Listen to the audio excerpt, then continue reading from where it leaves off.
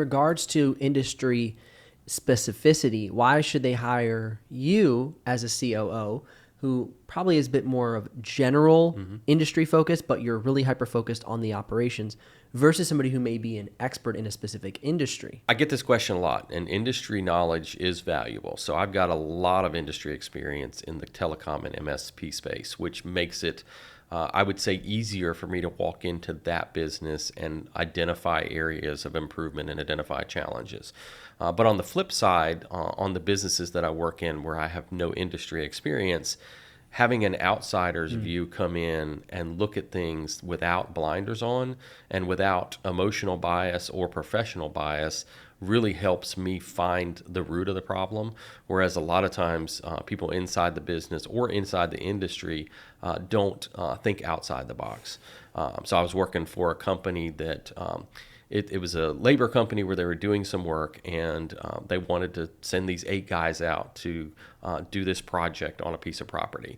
And everybody in the business was in the industry for a long time. Everybody that worked with me for industry a long time. And I said, so why don't we hire this guy with this piece of equipment and pay him $600 an hour, and he can get this done in an hour versus spending a week with 5 guys doing the work.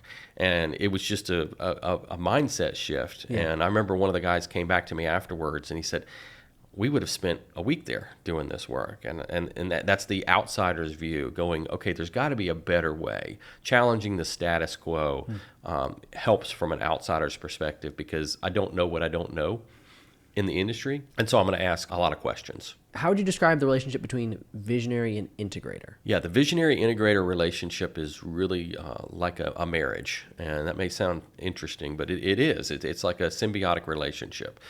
So your wife is better at things than you are, right?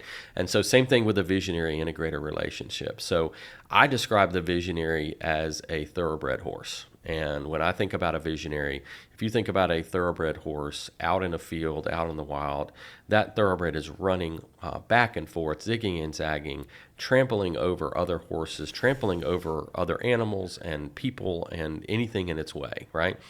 But if you take a visionary, i.e. a racehorse, a thoroughbred racehorse, put them on a track, put them on guardrails on either side, and then get a jockey to keep that visionary, that racehorse on focus, on point, that visionary can run faster and further and harder and take the business longer and trample less people.